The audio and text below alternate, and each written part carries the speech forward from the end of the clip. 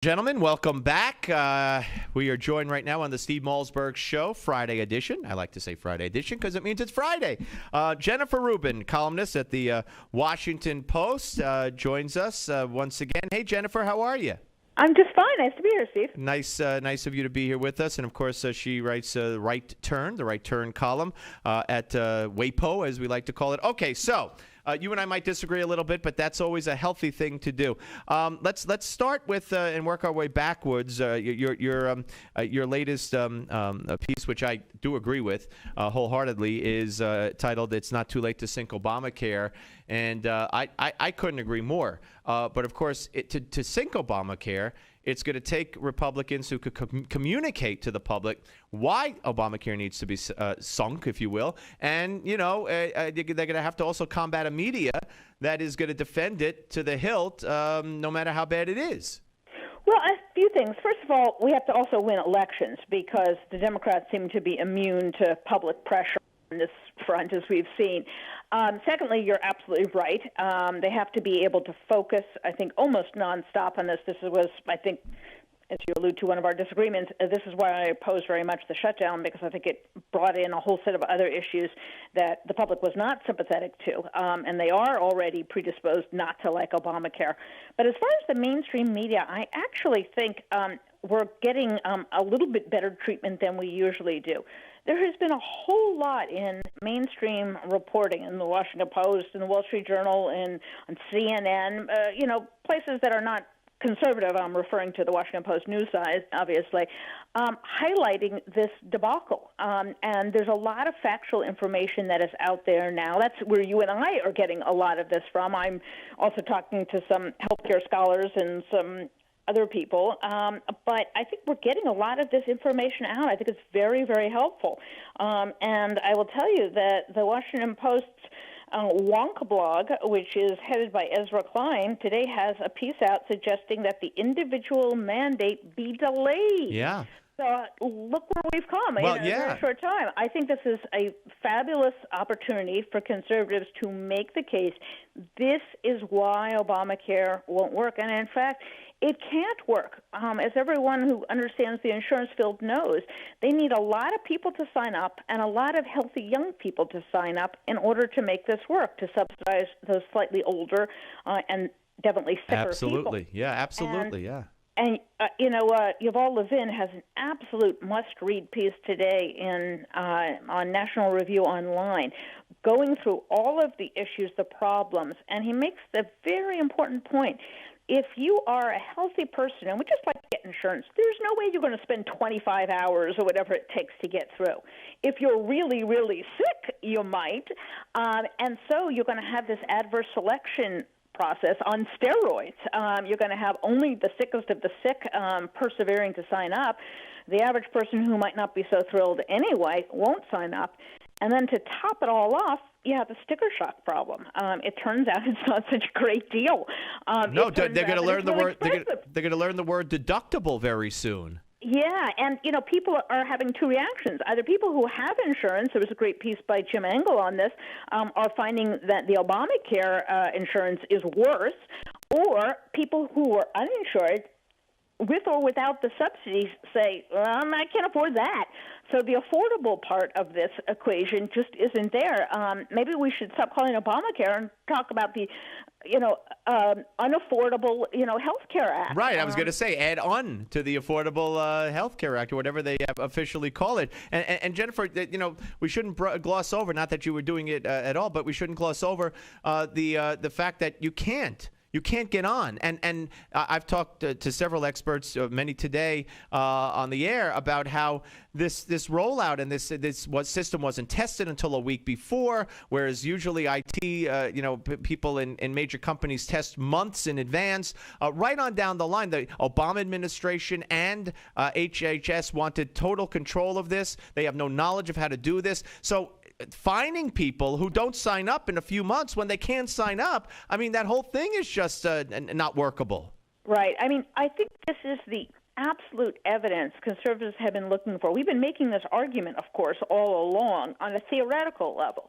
But when you actually see it, and it's in the front pages of the mainstream press, and it's on CNN, and it's on even MSNBC, for goodness sakes, then that makes a huge impact. And they have two problems. One is this fairness issue. How can you find people if they can't get on? And secondly, they just don't have enough bodies. They have, hundreds of thousands, and they need tens of millions of people. Yeah. How is this thing going to work? So I think, in retrospect, we got ourselves thing going to work. So I think, in retrospect, we got ourselves is now fully faced in the right direction, which is to go after this mess.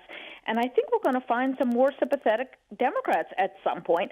And if not, let's make 2014 about this. And I don't think it's too late at all. I think now that it's there and it's a holy mess, this has to be the sole focus right now for Republicans of all stripes, because this is a huge, huge problem that I think is going to resonate with ordinary Americans. It has to. We're talking to Jennifer Rubin of the Washington Post, Right Turn column here on the Steve Malzberg Show. And you're right. And the Washington Post has been critical and put out great information, and as have the CNN. They keep showing this. Their senior medical correspondent, she was going to try to sign up at a different hour, an off hour, so she got up at 7 in the morning. Then she got up at 2 in the morning, and still the same results. So the traditional liberal outlets are getting fed up with this, and when the people realize that what a train wreck, to borrow a phrase, it is, they're gonna be upset as well. But let's talk a little bit about what bothers me is the president said yesterday because winning isn't enough for him. Hey, why don't you go win an election? Well, every Republican that's in the House and the Senate won an election to be there, and they have a right to represent their constituents based on what they ran on. And basically, all of the people in the Tea Party and many others ran with one of their major themes against Obamacare. So they won an election. They were doing what they were elected to do and how they, what they were sent there to do. So it bothers me when other Republicans, certainly expected from the left, but when the John McCains of the world and others, and maybe to a lesser extent attack the Republicans who were doing who were standing on their principle. Well, first of all, the president is right. We won the House, but we only have one of the three prizes here. And you cannot run the government from one house of Congress. We need the White House and we need the Senate. There is simply no way. All of the Republicans could have been fully united, but 55 now with Booker, is more than 45. And one is more than zero. Those are the balances in the Senate and the White House. We cannot do this unless we get back the Senate and unless we get the White House. Second point, the reason I opposed so strongly was exactly what Michelle Bachmann finally admitted at the end. Obama got everything he wanted. You could have seen this, a mile away. This was not rocket science. I am in favor of things that work. I am in favor of winning every time. I'm in favor of embarrassing the other side. I'm in favor of getting our way. And you have to fight smart. Right now, I think we have an opportunity to fight smart. I don't want any Pyrrhic victories. I don't want any moral wins. I don't want to fight for the sake of fighting. I want to fight for the sake of winning. And I think we can all agree on that now, and I think we have a golden opportunity to do it right, however we got here. And I think if we can get our act together and not spend too much time on the archaeology, we can go forward. The thing that I really do object to was, frankly, it was a lie that was put out by people at Madison Project, people at Senate Conservatives Fund, that the problem was Republicans. The problem was not Republicans. All the Republicans in the world were on board with them. The problem was that none of those red state Democrats, and certainly not the White House, were going to break from the defense of Obamacare. And that fundamental math problem made this entire journey a waste, essentially. I think we're going to come back. I think the mainstream media exaggerates the damage that's been done to the Republicans. Oh, absolutely. And I think that, now's the time to say, hey, listen, we were right all along. Those red state Democrats that were holding the line, they should have been with us because, look. And I think every one of those red state Democrats who did hold the line, who refused to look at reality, is now going to be vulnerable. I couldn't agree with you more, Jennifer, but you're counting on common sense to prevail and a media savvy to prevail and a public relations ability to prevail. And I haven't seen that from Republicans in many, many, many years. And I agree with you going forward. But again, it's going to take a game plan and people who know what they're doing. For instance, let me ask you this question. I mean, could the Republicans have expected? I mean, I know he said it, but every president has negotiated. Could the Republicans have expected going in that this president would have been willing to risk, default on the debt ceiling not being raised, and let the chips fall where they may, let the pain fall where it may, based on the fact that he wouldn't grant a 1 or 2 year extension on a medical device tax? Could they have known that coming in? Who do you think we're dealing with? Absolutely. I predicted this from the get-go. This guy is Barack Obama. He's a complete ideologue. He doesn't care about what damage he does to America. Have we learned nothing over the last 4 years or so? Okay, well, then let me ask you this. Let me ask you this. This is my theory that I've been saying for the last, ever since they reached a quote-unquote agreement. Why does Boehner say, we fought our best, we lost? Why does McConnell say, oh, we're not going to shut down the government anymore. This was awful. We lost. Because he's stupid. Right. Why don't they say what you just said, Jennifer? Hey, look, we gave in to save America. We gave in so that we wouldn't go off the cliff. We lost. We don't have the votes. He didn't say we gave in. He said there's nothing else we could do. My point exactly. We don't have the Senate. We don't have the White House. They tried to push these guys absolutely as far as they could, but they are immovable. Barack Obama was willing to have this country go down the toilet. Right. So where's Boehner and McConnell with the press conference saying exactly what you just said? So what's the matter with that? Yes, he's a terrible president. He wants to harm America. Fine. So move on. Now, how do we get rid of Obamacare? This was exactly the place that we all predicted, at least people sharing my view, predicted that we would be in. This president doesn't care. He wanted the shutdown. He baited Republicans into this. They took the bait. They sunk like a stone in the polls. My God, even Mike Lee in Utah, his entire constituency is now turned on him because of this. We want to win. We don't want to be in a situation where we fight and we lose. I agree. We want to be with a bunch of losers. I agree, but understand also that that the president's approval rating got down to 37%. Oh, big deal. Big deal. No. You can't overlook that. Wait, but Jennifer, no. But if the media playing the blame game, or the Republicans in response to being badgered by these talking heads interviewers would say, well, look at the president's approval rating, or how about 60% disapproval rating from independents for Obama? These are significant numbers. If we're relying on the mainstream media to harass but what about the Republicans pointing this out as a defense? They did. Morning, noon, and night. No, Steve, that's just wrong. Jennifer, they did not. Out morning, noon, and night. They never pointed out those numbers. And how about the Wall Street Journal poll? Steve, that's wrong. I got emails up the wazoo. If you spoke to any of those people, if you went to any of the press conferences, if you heard the interviews of these people, they did, and it wasn't enough. Jennifer, we could agree to disagree, but I do nothing but watch the interviews on CNN and MSNBC, and look at these polls. Look at the Republicans are blamed. I never heard them say what I just said to you about Obama's ratings with independents or overall, and I never heard on that infamous Wall Street Journal poll where the choices were, who do you blame?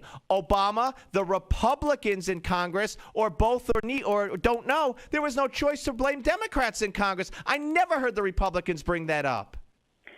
There were plenty of people to do that. But if we are going to play the game that the polls are skewed, the mainstream media is not skewed, but that there's equal. We're going to lose. Yeah, you just said it, because the question in that respect, yes, but that Obama had bad numbers too. They were really sunk. And the fact of the matter is, it was entirely predictable. It doesn't matter that Obama's polls have sunk, and we should not have based a strategy on that. It does not matter. He is not running for re-election, and he doesn't really care at this point. If he cared about his standing, he would have pulled Obamacare. He wouldn't have run on it. I agree with you. I couldn't agree with you more. How stupid to think, Obama's polls are going to go down a little bit, therefore he's going to cave. Who thinks that way? No. Nobody's saying that. I'm not saying that, certainly. I'm just saying that they did tank, and nobody on the mainstream media talked about that, and the Republicans didn't point it out either. But anyway, Jennifer, I appreciate it, and we'll speak to you again soon, and we'll read you. It's great, Steve. I love it. Thank you. Jennifer Rubin, ladies and gentlemen, right turn column in the Washington Post. Did she say? Did did she slip? Did she say we're really blanked? Did she slip in a word there by accident, like in the heat of passion? No? Okay, good, because I got scared for a second. Did you tell I got scared? I started shaking like a leaf. Anyway, all right, folks, you want to weigh in? We got one final segment left in the week. In the week, I say. But it's great to have these spirited discussions, with fellow Republicans. And we're on the same page going forward. I just don't think that the Republicans who are there, the leadership that's there, is capable of winning the battle that is so obviously winnable going forward because they can't express themselves, because they don't talk about our president. They're afraid to say what Jennifer Rubin said to me, what I've been saying all week ever since the so-called agreement, that this president doesn't care, that this president would inflict pain, that this president, cares about nothing but himself. Where's Boehner and McConnell? Where's the press conference saying that? And I think the polls are important. And I got to tell you, with all due respect to, I'm sure she got plenty of emails, and I'm sure she heard plenty of what she claims she heard. I don't doubt Jennifer Rubin. But I must be watching the wrong stuff, because I didn't hear it once. And how many times did I talk about this week? Where are the? Why don't they point out the disparity or the bias in the question regarding who do you blame? But that was just one. Saying the polls are skewed. That's just one question. Why didn't they go around saying Obama in the AP poll had a 16% approval rating with independents? Who have you heard say that before but me? Nobody. I haven't heard anybody say that. So, I think a better job could have been done, and a better job needs to be done, and I, quite frankly, don't think that the Republicans are capable of doing it. Because the media will always portray, here they go again. The party, the wackos in the Tea Party, and the John Boehner, who can't control them, who couldn't kill Obamacare with 40 votes and couldn't kill it during the shutdown, and now they want to kill it again. Oh, those destructive hostage-taking, kidnapping, gun-toting. You think that's going to change?